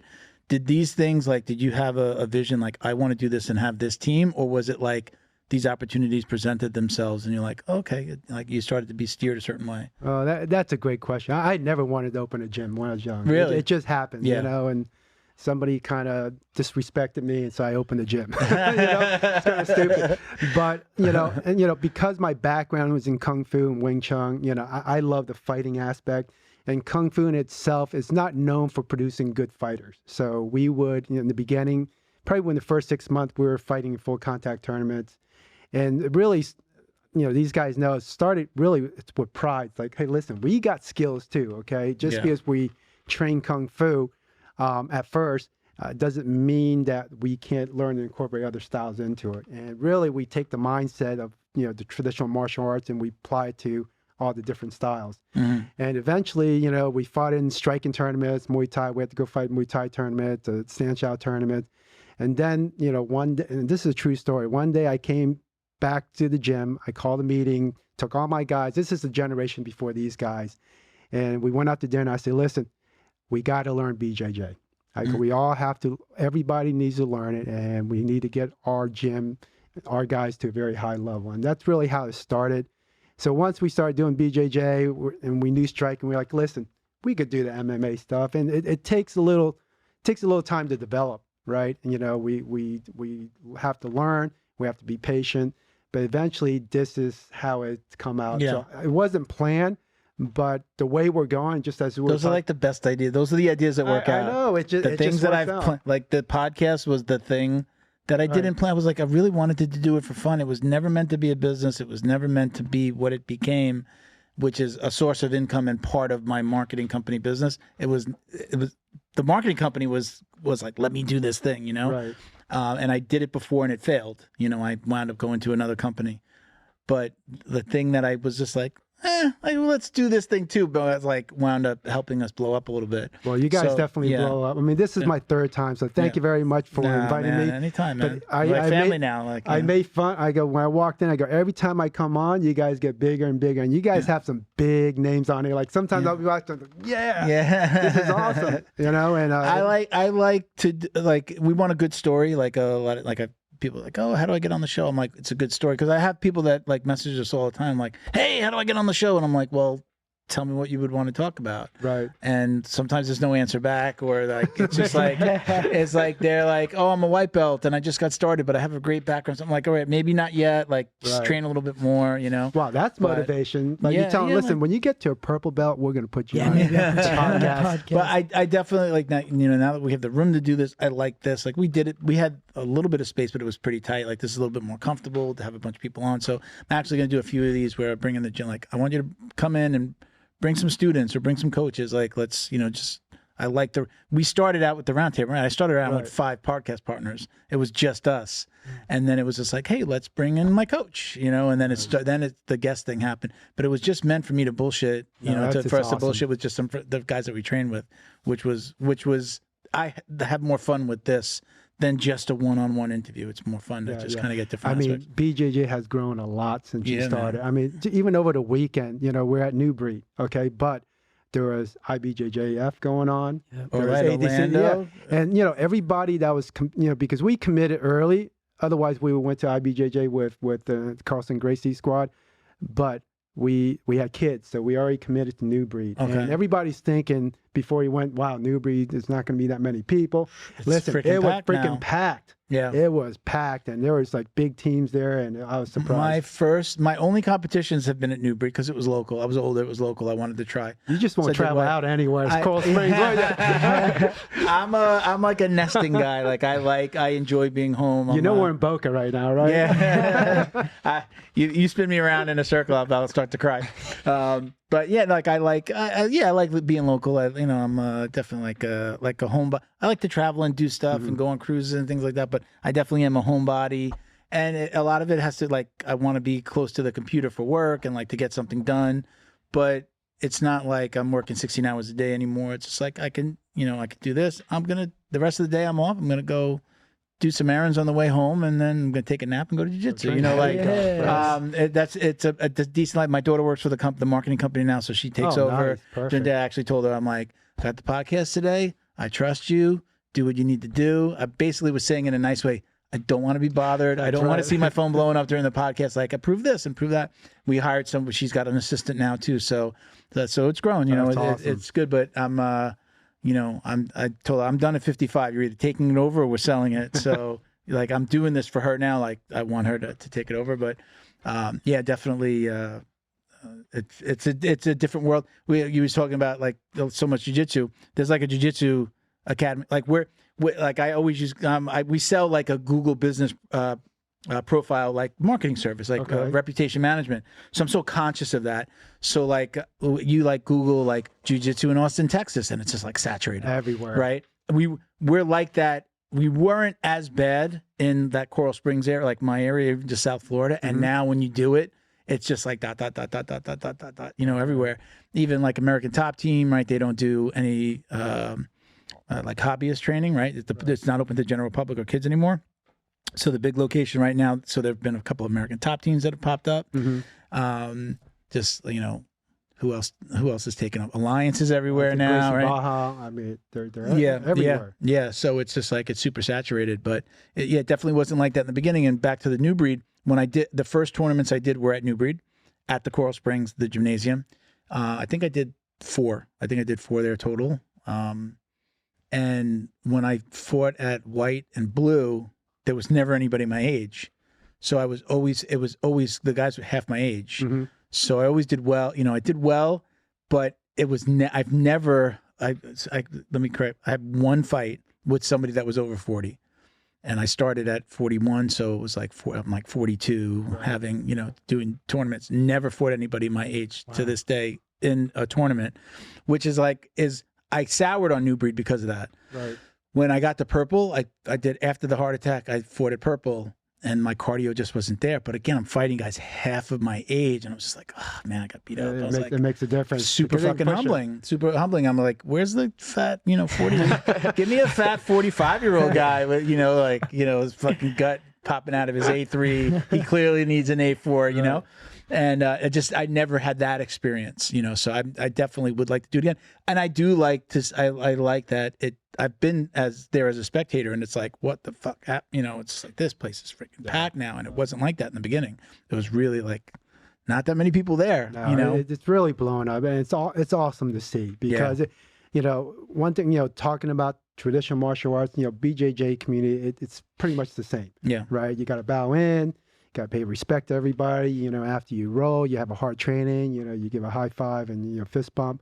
And I think that's important, especially for the kids too, and adults. Yeah, that you can come in and learn all these killer skills that are dangerous, but yet you can be humble and nice at the same time. Yeah, I think it's fantastic. I can't. I think we can all agree. I could not see my life without, like, I've asked the question, what would you be doing? Let's ask, what would you be doing if you weren't doing martial arts? Man, if I wasn't doing, I don't know. You'd still be at that Mexican restaurant? Yeah, probably, man, honestly.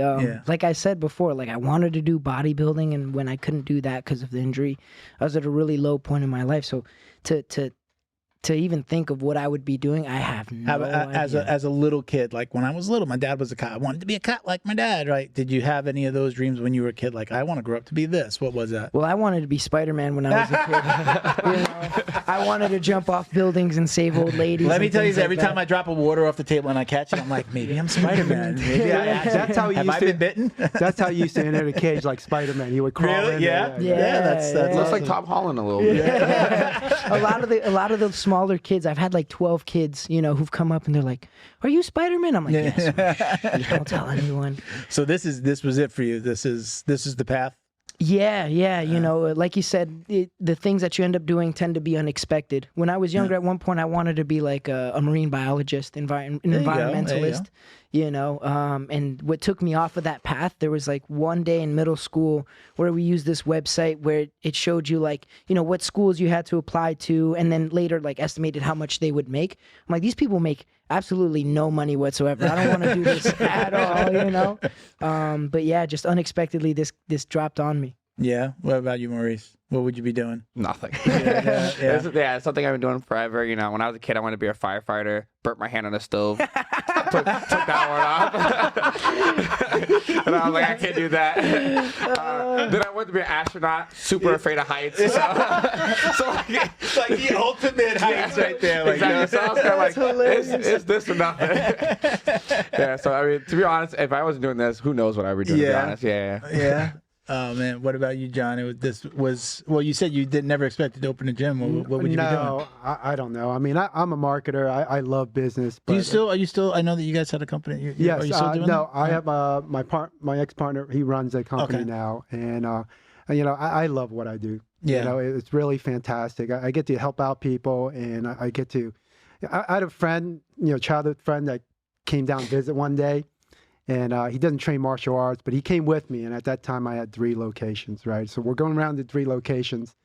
And at the end of the day, he's a very smart guy. He goes, you go on the floor. These people bow to you, right? Then you kick their ass, right? Then they bow to you again. At the end of the day, they pay you money. I go, that's it. That's it. You know? So I was like, okay. He goes, that's a good scam. Yeah. You know? So, I never really looked at it like that, man. But that's what he saw, you know, non-martial arts. But no, it's fantastic. What, you know, the opportunities we get to just work with people, to be around, you know, all the different communities, and you know, I trained down at Carlson Gracie, Miami, and it's great because you know, I leave my environment by going to this other environment. It's very much the same. The teacher becomes a student. For a little and while. it's like, you know, I just love it, and Was it you? I don't remember if it was you, John, on one of the podcasts. Did you say something about for your family? Like it was weird, like you'd be out and people would call you Sifu or Professor. Was it you that told me that? With that, it was like that feel like. Talk about that feeling. Like this is like I'm not. You know, I'm a brown belt. I haven't experienced that. But like, how does that feel? Like, well, what is? You know what? As instructors, right? Feel super proud. No, you feel proud, but as an instructor, you know, we have a commitment. There should be like laws of, you know how there's ethical things in real estate, like ethical. I think as martial arts instructor, you know, you have a huge responsibility because what you say in class today, you know, a kid could be down and you say to the kid, hey, little Johnny, you did a great job. Like, that was freaking amazing. And you don't know how that resonates with the kid. Oh, my God. That's fucking, they carry that with them. And, you know, and funny because I do see a lot of people that in the public that don't train anymore with us. And first thing they feel, hey, listen, I didn't train. I don't train because of this or this or this. Right? And I don't care. I'm just happy to see them. But they always remember some sort of lesson from there. And I think all martial arts instructors feel that way. And you know, you can even be a high level, like you're helping somebody out. You know, you're a brown belt, you step with somebody who's a white belt who's struggling. And you go, hey man, you're doing pretty good. Try it this way. You just made him for life. My favorite part of jiu-jitsu is like I don't know that I would ever own a gym, but I love the training. Especially like whenever there's been a big guy that's come to the gym, like white belt starting out, like it's kind of my coach, Felipe he goes, hey, Amazon Prime just delivered your, he's like, right here, just perfect fit for you. Go ahead, take him. And then, you know, we learn the instruction, but he always knows that I'm going to like, especially like we have more coaches now, so it doesn't happen as much, but I would grab that person and even he would teach the move, but then I would be like, all right, listen, Jiu-Jitsu 101, get in my guard. You know, I'm going to tell you, you know, teach you how to pass. You're going to sweep me. You know, we're going to do some basics. So forget about what they just did right there. You're not going to learn that, but let's do this real quick. So I love that. I kind of like that teaching in every aspect of even the marketing company and training somebody. Like I feed off of that. Again, I don't know at 50 if like owning a gym is in my future. I think it would be a good retirement program. You have all the ingredients, right? You understand sales. Yeah. You understand marketing. You understand customer service, and you have the knowledge. I just don't. If I was to do something, would definitely have to get like coaches though. Like I don't know at this age that I want to be tied to like classes in the morning and the afternoon and at night. The kids, I definitely think a good kids program is important for a martial arts studio, especially jiu-jitsu. You know, we have like the after school program at my coach's school. You know, they're picking up kids from the school, and that's what like our adults class consists of the parents of all the kids. That's awesome. It's so many of the parents, male and female, because we've got male and female coaches, so women feel a little bit more comfortable, especially when they're getting recruited. Like, it's a woman saying, come on, just do a class, But I think that's been important for the school. Like, the kids program has built the adult program. He doesn't even advertise adults like for adults. He advertises for like the kids, and you get the mom bringing in the kid that's been bullied, and then they come in, and then the parents sitting there waiting for them. Hey, look, the adults class is going to start right after this. Why don't you stick around? And then it happens. Yeah. The parent stuff is super important because like.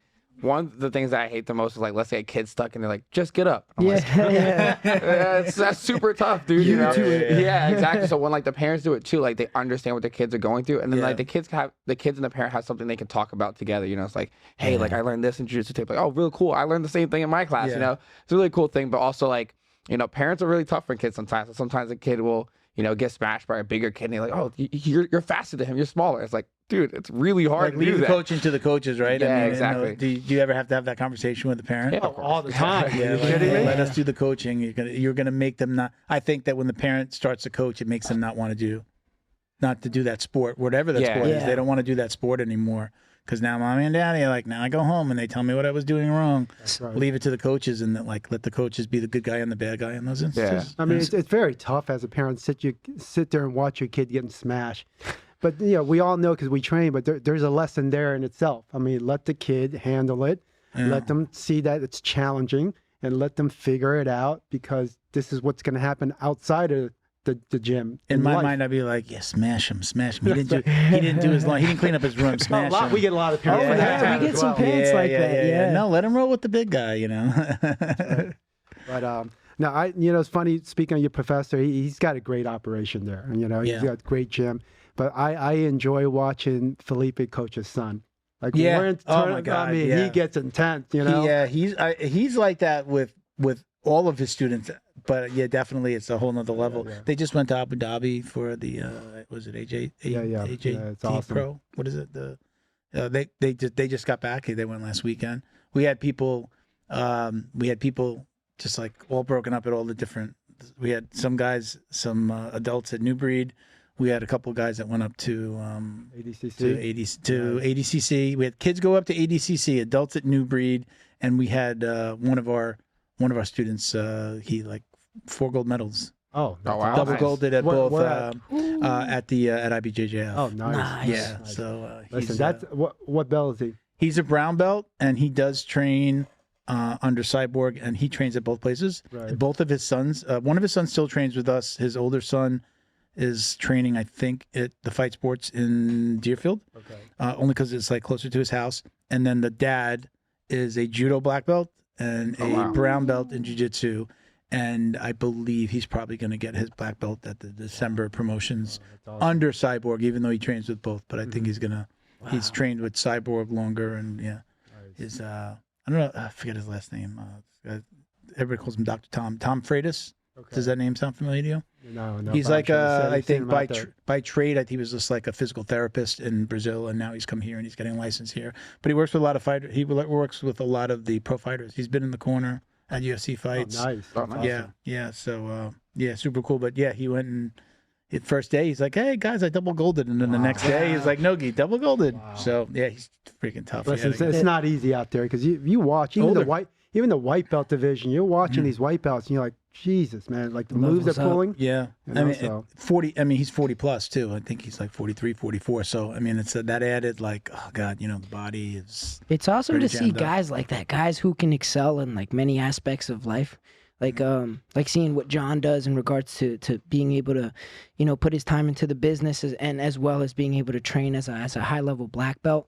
Yeah. It's really motivating to let you know, okay, this is something that's a possibility for you and the ability to compete as an MMA fighter and then potentially, find another route, another opportunity. So it's cool to meet guys like Tom, like that. That's pretty cool. Do you guys, how are you, we're talking about training, does weight training play a lot into your MMA training? Yeah, is weight training a big part of that? Or so I do weight training at least 3 times a week. I do Tuesday, Wednesday, Thursday. So I think weight training is very important, especially when you guys get into these positions when you guys are like clinching or grabbing onto someone. Anyone who says size doesn't matter is lying to you, right? Yeah, they're usually small. Yeah, exactly. Small or not strong. They're not strong for their size. The strength definitely matters, and I would say like depending on how you're lifting, because it does matter as far as can you translate that stuff into jiu-jitsu? But I do think that has a big part in, you know, the grappling and the clinch work that you do. And for me at my age, I feel like the weightlifting helps me recover faster. Yeah. I believe not only does it make me stronger in the situations on the mat, but like when something's hurting and I work that out a little bit, aside from anything else I do, massage gunning and the occasional, you know, massage therapy, I feel so much better when I'm weightlifting. You know. So a lot of times, like a lot of stuff is connected, right? So I have like a decompressed spine in my back. So for me, when I'm lifting and I'm doing a lot of legs and core, it actually takes the pressure off my back because other muscles are working. Yeah. And then weightlifting is also super good for your joints, stuff like that. So, you know, like all that together does help out, you know, just from just feeling not terrible after training, you know? Yeah. I'm trying to get, like, I have a couple of people at my school that they go weight training and then they come to jiu-jitsu class, adults that come to jiu-jitsu class. And I wish I could do it. You know, like, I wish I could put in an hour at the gym and then come and train the other hour. I'm like, the days that I have done it, I am just spent, and I'm not able to, like, the next day, I'm like, you just got to take more BioPro. Yeah, right. Just couple it up. Take 2 at a time. Right? I might try that. Hey, we got a couple of listener questions. Let's go over some of these real quick. And we'll let everybody answer if it's appropriate. So we have, and some of these people might know you. Let's see. Blusky Unlimited. I'm not sure if anybody knows who that is. Blue Sky, I think. Is it Blue Sky? Blusky Unlimited. So I just have the link there. So the process of training for fights is written in stone. The first time I read it, I'm like, do they mean is not written in stone? But it says is written in stone. Train, eat right, make weight, fight. You win or you lose. No one likes to talk about losing a tough fight. How do you mentally take that loss and move forward? That's question number 1. What is that process? Kind of like a part 2. And how do you prepare your mind to deal with this? I'll talk about that one. I just had my pro debut recently, and I actually ended up losing my pro debut. Okay. So, you know, super recent. It was like, what, 2-3 weeks ago, maybe? So I think there's a couple things to that, right? Number 1 is you do have to go over the pros, right? So, you know, unless the fight was like 1 second, you did some good stuff, you know? So you do got to keep the confidence in there. And another part is just kind of telling yourself that, you know, other people lose too. So like for me personally, like, you know, I know Kamaru Usman lost one of his first fights.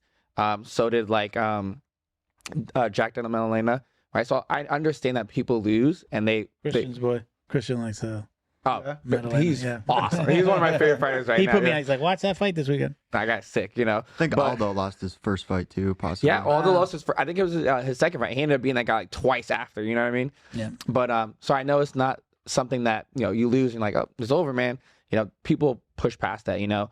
And any other sport, because MMA is a little different, right? Like in a full career, you get like maybe some good guys get to like 30, maybe. But like you look at other sports, people lose all the time. So just kind of putting in a reference that, you know, people lose and you can always come back from it. And I think also using it as like motivation. So for me, you know, I understand what the stuff I did well. So I'm very confident that, okay, I didn't do terrible. I did good things. And then using it as motivation, like, oh, I can't wait to get back to training. So usually I take about 2 weeks after fights. You know, I was training literally the next day I could, you know, versus a couple injuries and stuff like that. So I think it's important to take the pros and then use the cons as motivation to get better. Yeah. David? The big thing for me is seeing the overall discipline and staying consistent to the routine, following that martial arts mindset. You know, for me, my team knows, but after fights, you know, I take some time off and I kind of get out of routine, and I live a double life, man. You know, I love to party. He parties at space. Dude, yeah. Dude, Just say it, David. Guy, bro. I like to party. I like to have a good time. That's a dark place. Not both literally and figuratively. Yeah, exactly. I've gone there a few times, and this feeling I feel like I'm going into like the fucking belly of the beast. Yeah. So, it's been a while since I've been there. We're talking like in my 30s. So, but I used to go. I'd be like, I don't like being here. It's rough, man. It's rough, but I have those two sides to me, so I really try to enjoy myself afterwards. But when you guys you both said like I take off a little bit, or like I try to take off, or I have to take off. Are you still going to coach, but you're out of your routine for the fight? Yeah. Or are you literally like, hey, Professor, I'm going to be out for 2 weeks. Not that, right? You're still working. Yeah, so you're still in that. You're still in the environment, so you're not ever fully out of it. You may not be training for your next fight, but yeah. Right. So like for me personally, sometimes I even show up to practice to just hang out. Like, you know, usually if like it's an injury, I just want to rest a little bit. But for me, I get out of routine super easy. And I'm a super lazy person. Like, if I wasn't doing martial arts, I'd be humongous. You know, so for me, like, just sitting in the room, like, watch people practice just to keep my routine a little bit. So I'll let you finish that thought. And same thing. It's like what I was trying to get to is, you know, it's just staying consistent overall and seeing it as a lifestyle choice, you know, because I don't want to be the person after I'm done fighting that I need to find the motivation to eat healthy or to keep training or to stay consistent with it. I want to do it just because of the overall benefits of it, you know, and to what Maurice says. There's a quote from Phil Collins, actually from the Tarzan movie, and he says, in learning you will teach, and in teaching you will learn. And so there's a big aspect to that. And obviously it's my job as an instructor to come in and do what I have to do. That's our first Phil Collins quote, by the way. So we got to like check that off right there. So that's like a big thing. And I feel like that's why we're such great competitors, is that everything's always reinforced, whether we want it to be or not. Like we're at the school 24/7, whether we're training, hanging out with each other, or coaching. So you talked about like very easy for you to get off of your routine. Yeah. Like, and we've talked about making weight, cheat meals, or what's your go-to. Like, I'm a pizza, bagels, and ice cream guy. Like, I can, I can't buy those things or keep those things in the house because that's just a hole for me. What's your, when you're in training, what are you craving the most? Man, I like pizzas. I like burgers, but every time it changes up a little bit. But my go-to with dessert is ice cream for sure. Yeah. What about you? What do you miss the most when you make weight? So I'm a sweet tooth, so like literally anything but pizza and cookies. I love cookies. Yeah. John, what about you? Even though you're not making weight for fights, what's your cheat? Oh, I love ice cream. Like you're so like slender and in shape, and you know, or you like I want to be like him, like a junk food guy. No, I love food. I mean, I love all kinds of food, and you know, for me, it's the opposite because you train, and if I don't eat, I don't put in the calories, I drop weight. Like I feel for me, like it's like every day. I'm not making weight for a fight, but I'm always so conscious because of the next day. I'm like, I'm gonna train tomorrow. Well, you feel it in training. And some fucking guy, some big dude that's my size or bigger is going to be trying to choke me. And this meal is going to make me slower. And this meal, we had it was Sophia's birthday last night. Coach was Professor Sophia, and they had like chocolate cake and cookies. And Felipe was there with fucking broccoli and ranch dressing, going like this. Listen, he's like, you guys. He goes, your professor. I was in, I think it was New Orleans, right? Him and I were hanging out one night. And I go, hey, we're going to eat. So we're out there eating, right? And it was New Orleans. We ate a good food, good seafood, whatever. And then afterwards, I said, I'm getting dessert. I go, what are you getting? He goes, I don't do dessert. I go, Felipe, you're getting dessert. Really he's very disciplined. But I did make him get dessert. You can ask about that. I go, listen, I'm not eating this in front, by myself. You're getting one too. I don't think he ate the whole thing, but he ordered it. But he's got 2 weeks. He likes candy. Oh, he does. Okay. And Coke Zeros. Wow. Like the kids bring, like his birthday, they bring him like 6-pack of Coke Zeros. But he doesn't, like, I guess he considers himself a vegetarian. Like vegetarian or a vegan? I think more like vegetarian, right? But he doesn't eat meat. I got him the other day with like, oh, he eats eggs. I'm like, aha, that's not, wait a minute. But he he doesn't eat meat. He's super disciplined. He's always in good shape. Now, we've got like workout equipment in the gym now, so now he's like working out, which he didn't really do. Jiu-jitsu was the workout. So but yeah, last night he was just like, I did see him grab a piece of cake though. He had the broccoli and then he had a little sliver of cake and then he went back to the broccoli, but yeah, that's I'm super conscious of what I'm putting in my body every day. Although I cheat. I'm not saying that I don't, but I'm like, oh my God, as I'm putting that bad food or that ice cream in my mouth, I'm like, oh man, it's gonna slow me down. You kind of feel bad afterwards. Yeah, I'm like it's gonna affect my training, or like I'm trying, like I want to stay in the gym, I want to work out. So I'm weak. Yeah, same. All right, we got our next question. So this came from Amy Jimenez. What is your favorite part of fighting? I think she trains with you guys. Yeah. What is your favorite part of fighting? David, I'll let you go first. Man, don't just say smashing people in the face. So let's or unless that's it. I gotta say, well, there is that aspect to it. Obviously knowing that you have that side in you. But I love the attention, man. I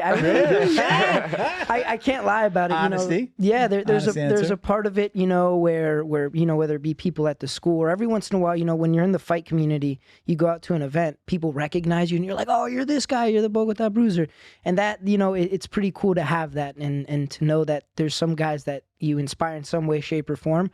To me, that's a really enjoyable part of it. That's a good thing, as long as you don't let it take you down the wrong path. Yeah. Right? And these guys, I think these guys have been the yin to my yang in that sense. They level me out with it, So that's why I'm really grateful to have these guys behind me as well. And Maurice, what about you? What's your favorite part of fighting?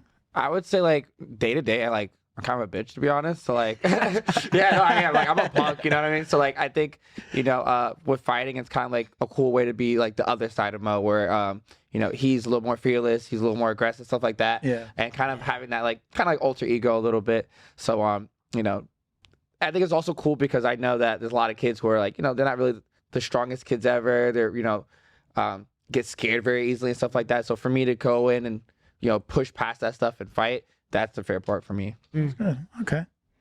That's awesome. I do I go back to the whole that quiet confidence. Yeah. Yeah. That doesn't I would say this to my wife. I would say I'm not bulletproof. Things still bother. I'm still gonna avoid a confrontation. Yeah. I know jujitsu. I don't know how to be bulletproof, right? You can still stab me. You can still shoot me, right? Exactly. So there's this confidence that goes along with being in certain situations, and I think I can kind of calm myself. Not that I've been in a bunch of situations where I have to oh my God, I've got to use my hands or I'm going to use my jiu-jitsu.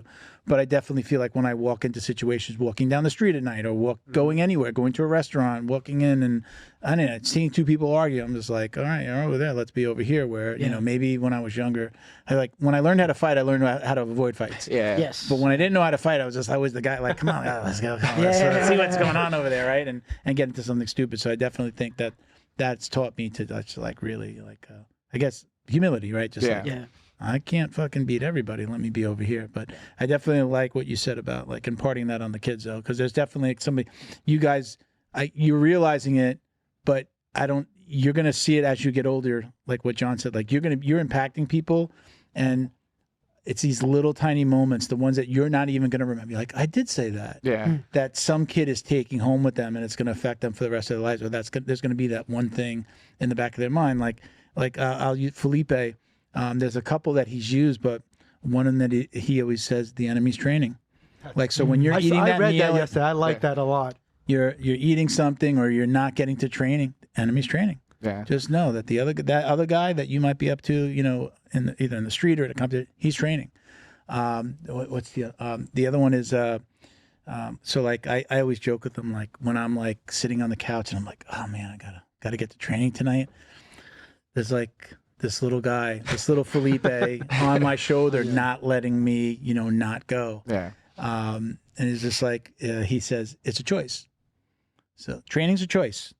You choose to come. As soon as I start putting on my gi or putting on my rash guards, it's a different feeling. I'm all right, I'm going.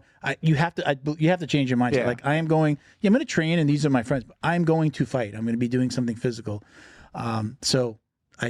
He's little, something like this. Come on, get off my shoulder. He's in my ear going, and we all joke about it too. It's a choice. I'm not training. I'm going to be there tomorrow. I won't be there till Saturday. Yeah. And then it's somebody always puts in the chat, either the group chats or we have our little chats with some of the just friends, and it's just somebody always puts it in there. It's a choice. So that one has stuck with me, and he's pounded that one into us. But there are just little things that he's done or said that, as even an adult, have affected me that I carry with me. Yeah, when I was in my early 20s, I worked in pizzerias, and I had my boss used to say, "Pennies make dollars," right? And I've taken that with I relate that to just about everything. Every little bit of my training adds up, right? That's what it means. Pennies make dollars, right? All of these little things add up. And he said, "Kill them with kindness." So somebody would come and complain about a pie that they got or a meal that they got 2 weeks ago, and he'd be like, "Here's a free pie." That's right. And I used to be like, man, I wanted to tell that guy to go fuck himself. I wanted to tell that guy, you didn't order it. I deliver to your house every week, and we didn't. And he'd be like, "Kill him with kindness." He goes, "That one pie, I ensured that they're going to come back every week for the rest of the year. Yeah. What did it cost me? That's a few pennies in the overall scheme of things. So kill him with kindness. And he doesn't even know that I've carried those things with me. Just the rest of, like, I relate those things to so many things I do in personal and business. So you're affecting these kids more than you even know now. Yeah. And again, I know, like, you know, John sees it. John sees these guys and they go, oh, remember when you said that thing, coach? Yeah, I remember, right. You know? You try, like, it's so hard to see, like, I don't know this part of coaching. I know it as a business person. Like, you see somebody leaves, they quit or they leave. That's a little bit of an ego thing for us. It's like, man, do you feel bad when they leave? It used to be when I was younger, and I was like, man, why they leave? You know, but you know, people have all kinds of things going on. They have life, family, you know, work, travel, and you know, all we can do is just provide the best environment. You know, you got to walk in each class, and you can't keep everybody there. They're going to leave, but you know what? A lot of them do come back. You know, for whatever struggle it is that made them leave in the first place, they're going to come back, and when they're ready to train, they're going to call you guys up. The other one that he says is, and I mess with him on this one. So we're rolling, and if somebody takes a break, he'd be like, "Come on, guys, it's free," and I go, "Not really, it's not." You know, and I'm there, and he's always like, "Shut the fuck up." There are only a couple of guys that are older than him in the class that we feel like we could be a smart ass to the professor. Otherwise, everybody else is super respectful. All right, guys, look, we're gonna wrap things up with just we got a few more questions. We call it the drill down. Bo's supposed to be our sound effects guy. It's time for the drill down. There you go, sound effects, right? So I'm gonna go through these questions. These are just kind of like some of the most common questions that like people submit. So we just like put them at the end of the episode, right? Cool. I know that John's done this with us a few times. So we'll go down the row, and John, you'll do these. You know, it's been a while since you've done these. So preference, gi or no gi? Ooh, so you caught him looking at himself. No gi. I thought we were starting with that. No gi for sure. No gi, Maurice. Gi. Gi. All right. Takedown or pull guard?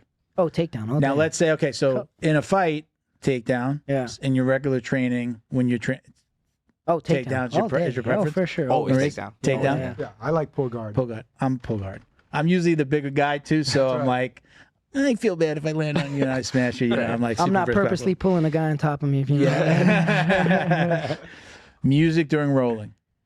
It changes it up a bit. I should have started down here. Do you allow music during rolling? No, we do, but these guys screw me up. They know, oh man, it's John's class. Let's put on some disco, and I'm like, we're teaching guys how to smash, and you hear disco in the background, you know.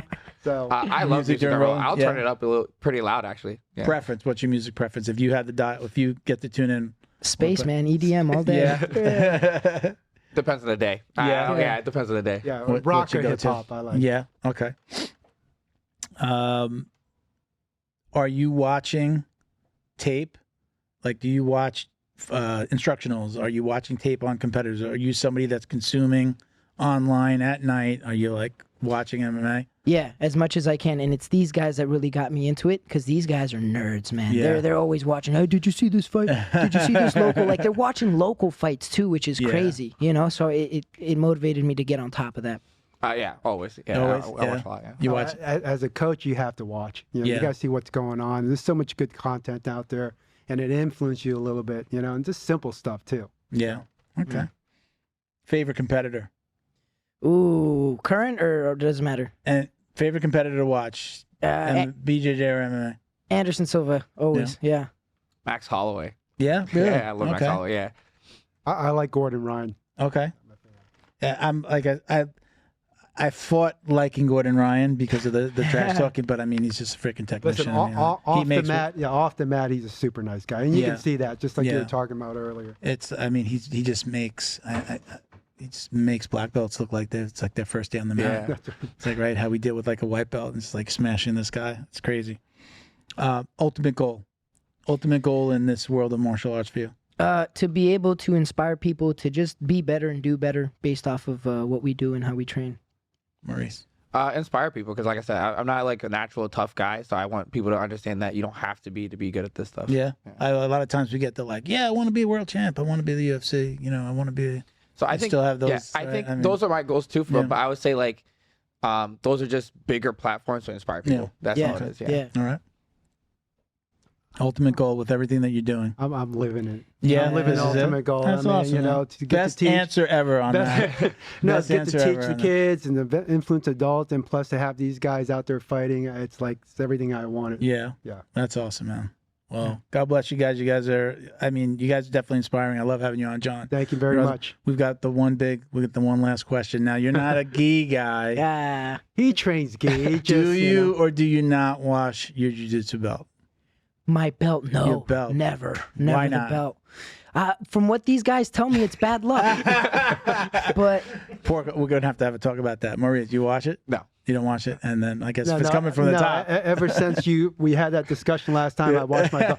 I don't do it often because I don't want it to fade. Like, you know how the ones are super faded? I can understand it at black belt because this is like, you're going to be a black belt for a very long time. This is the longest belt, and maybe you're going to get a coral and go on, right?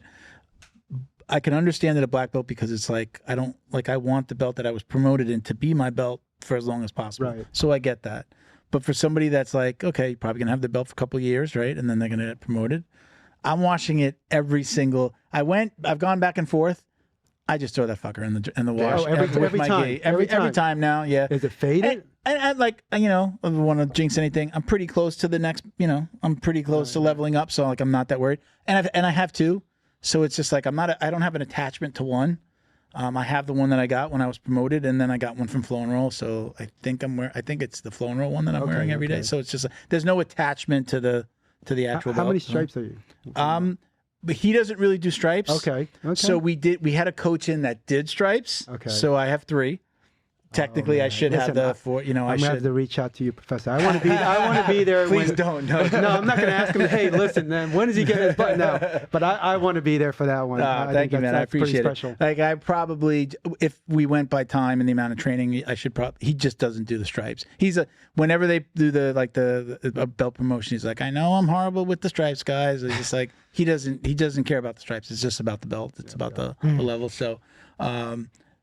I don't know if it'll change when I'm, the washing part. Because again, now there's just a little bit more of attachment to that belt because if I don't necessarily like to call it a goal to get to that, but it's definitely an achievement. And now this is the one that I had my coach put on me. It's like almost there, your experience and everything. It's like, Yeah, I'm definitely at the point, and I've had conversations with people. I'm like they're nervous about the next belt. They're like, oh, I don't deserve it, or I'm not training enough. And I've been like, it's the beginning of the next journey. Like I've had and now I'm having those feelings like I'll wait as long as he wants to wait. It's funny you say that. Same thing here. Yeah. So like I'm 4 stripes for my belt, but I'm like, I'll stay here for a little bit. Yeah, let me be here. I've even done like me, I'm like starting to get the competition itch. Yeah. And it's like, Brown is the only belt that I didn't do a competition at. At least one. So I'm like, maybe do I want to do, if it's a black belt, that's a different level. Now, yeah, it's a big difference. I could be up at a guy my age, but that's been training or has been a black belt for a decade, right? Yeah. And then it's a whole different level, right? Yeah. So anyway, but listen, again, thank you guys for doing this. I appreciate you guys coming on. I hope you had a good time. Thank you very much for having us. You guys are always welcome. You got something going on, let me know. Give me a little advance notice. We have you guys come on again, so definitely like doing this is my favorite format of the show is having a bunch of guys come on, just bullshit about jiu-jitsu and martial arts. Congrats on the success of your podcast. Thank you, man. I appreciate it. And hopefully we're not even close to where we're going to be. I think we're going to keep on doing it. It's 4.5 years now, man. So that's awesome. Yeah. Remember us when you get big. Yeah. Same thing. Same thing, man. Thank you to Feito IT and AV, specializing in commercial and residential automation, security cameras, CCTV, POS, and more. Check them out at feitoitav.com or call 305-428-2515 and let them know the dummy sent you. Special thank you to the crew over at Flow and Roll for all their support. Flow and Roll is renowned for their incredible no-gi rash guards, shorts, and leggings. Flow and Roll has quickly become the premier custom apparel provider for academies big and small throughout the United States. Reach out today to discuss your custom order and ask about their incredible pre-order program. You can send an email to flowandroll@gmail.com or visit their Instagram at flow_n_roll and shoot them a direct message. And yes, they can create an awesome custom gi for your academy as well. Visit flowandroll.com to check out their awesome designs, and while you're there, pick up a Jiu-Jitsu Dummy signature tee exclusively at flowandroll.com. And remember, You'll get 20% off your purchase of t-shirts, rash guards, or gis with code JJD. All right, guys. So thank you very much for everybody who's watching and listening. Check us out at Jiu-Jitsu Dummies for all the ways to watch, listen, and support. My personal IG is Uncle Milty BJJ. And, I answer both, so reach out to me either way. So thank you for watching and listening, everybody. Peace, love, Jiu-Jitsu. Much love, guys. Take care, guys.